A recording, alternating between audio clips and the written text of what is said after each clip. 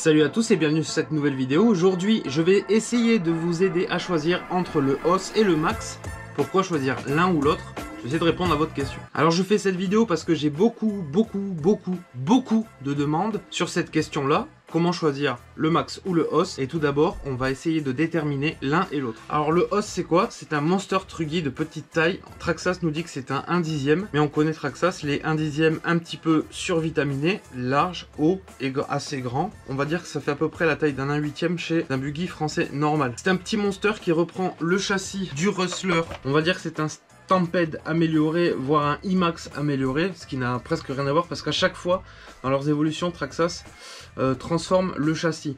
Donc là, on a quand même une base de Rustler avec 4 cardans en plastique, des amortisseurs de faible qualité puisqu'on reste sur la gamme light de chez Traxxas. En électronique, on a un variateur qui va jusqu'en 3S et exactement le même moteur que le Traxxas Max. Pour le moteur, c'est un bon moteur pour ce châssis-là puisque c'est le 540 VXL de chez Velineon, donc Traxxas. On a un axe moteur en 5 mm. Donc pour faire court, on a un gros moteur sur un petit châssis tout léger. Le défaut entre guillemets de cette voiture, c'est quoi? Eh bien ça va être tout ce qui est triangle de châssis, cardan et amortisseur. Pas forcément au niveau de la transmission, puisque niveau transmission, on est très bien. Sur la transmission du moteur, on a une couronne en métal et un pignon métal. Sur les différentiels et couples coniques, c'est aussi du métal. Pareil pour les cales de train, nous avons des cales de train en aluminium, ce qui lui confère une bonne fiabilité au niveau de l'ensemble du châssis. De très bons pare-chocs, un pare-choc arrière et un pare-choc avant vraiment très robuste. Un châssis central style baignoire très robuste lui aussi et reconnu par rapport à son frère le Rustler, Slash, etc.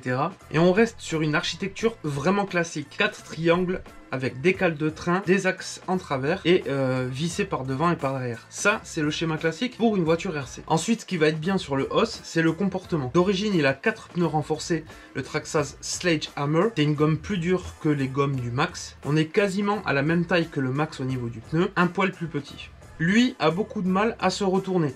Pourquoi? Je ne sais pas vraiment, puisque dans les configurations et dimensions, on est quasiment identique à un Max, mais à part qu'on est plus court et moins large. Donc proportionnellement parlant, on est identique à un Max, mais le comportement du OS a vraiment le comportement du X-Max. Je pense aussi que l'étagement des pignons, il joue beaucoup. On est sur une voiture plutôt lente entre guillemets, puisque pour le commun des mortels, c'est vraiment rapide et puissant. Mais quand on a un petit peu l'habitude de rouler avec des engins comme ça, eh bien on sent que ce monster ne tire pas très long. D'ailleurs, on peut s'apercevoir qu'au niveau design, on est vraiment très ressemblant à un X-Max. Et même la marque Traxxas, quand elle présente le X-Max, elle met bien souvent le OS à côté. Et c'est pas pour rien. Le comportement est vraiment très ressemblant. Quand on saute, on a tendance à piquer du nez. Ça encaisse aussi bien les chocs sur le devant que l'arrière. Bref, cette machine est plutôt fiable, mais il faut l'avouer, il y a beaucoup d'upgrades à faire pour avoir une machine robuste. Maintenant, je passe sur le Traxxas Max qui est vraiment une machine différente. À la base, je pense qu'elle a été dessinée en pensant un petit X-Max. Et au final, on s'est retrouvé avec une machine hyper nerveuse, avec un comportement vraiment différent du X-Max. Pour la ressemblance et l'architecture du châssis, certes, ça colle vraiment au X-Max. Par contre, c'est un engin qui a tendance à sans arrêt se retourner et pas avoir une bonne assiette. Pour la composition, c'est pareil, on a toujours cette carrosserie qui va se sortir facilement avec un système de levier.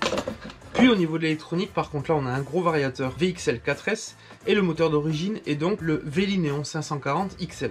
Exactement le même que le OS. Pour le cerveau, on passe une taille au-dessus. On a la taille identique à un X-Max avec quelques kilos de force en moins. Pour le système de tourelle, on reprend ce système de tourelle à pont. C'est identique au X-Max et c'est à cause de cette architecture-là que j'apprécie beaucoup le Max. Les triangles inférieurs et supérieurs, c'est exactement pareil qu'un X-Max avec un système de maintien identique. Au niveau des transmissions, d'origine, nous avons 4 cardans plastiques. Ça, c'est ce qui va différer d'un X-Max. 4 gros amortisseurs qui vont accepter toute la durabilité de vie de l'engin, puisque c'est un très bon amortisseur en diamètre 20. Les transmissions différentielles métal d'origine, une transmission tubulaire centrale comme le X-Max, et pareil au niveau des pare-chocs avant et arrière, quelque chose de très robuste. Bref, dans l'ensemble, les deux voitures se ressemblent beaucoup esthétiquement, mais dans la configuration et l'architecture de la voiture, c'est vraiment différent. Le Max ressemble beaucoup au X-Max dans l'architecture, mais n'a absolument rien à voir au niveau du comportement avec le X-Max.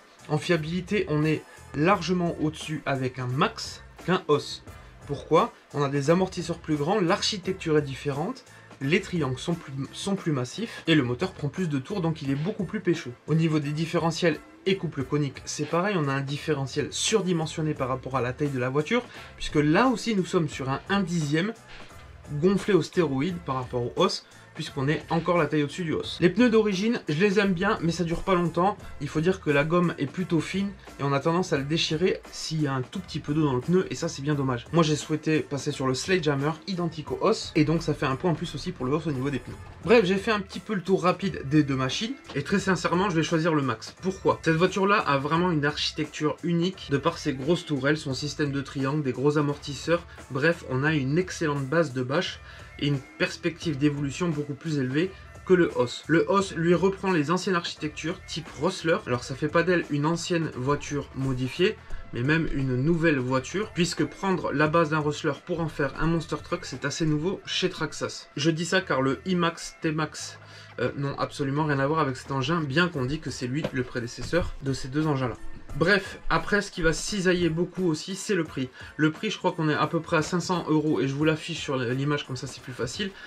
Lui, on est 100 € au-dessus, mais le prix est vraiment très cher pour ce que c'est au niveau du os. On a beaucoup trop d'améliorations à lui apporter pour qu'il puisse devenir un engin de bâche digne de ce nom. Je peux en parler d'expérience puisque moi-même je l'ai fait et j'ai pas encore apporté toutes les modifications qu'il lui faut. Le Max lui rentre plus vite dans le bain puisque sorti de boîte on peut déjà le bâcher vraiment fortement. Les seuls défauts qui vont vous faire chier c'est surtout les cardans. Les pneus et les roulements aussi peuvent vous embêter si vous avez un mauvais entretien sur la voiture. Donc pour terminer, si tu as un choix à faire, je te conseille vraiment le Max. Maintenant, si tu as un gamin qui est un petit peu moins habile de la gâchette et tu veux lui assurer un véhicule fiable, pourquoi pas utiliser le os. Par contre, comme toutes les voitures chez Traxxas, il faut avoir le porte-monnaie qui va avec.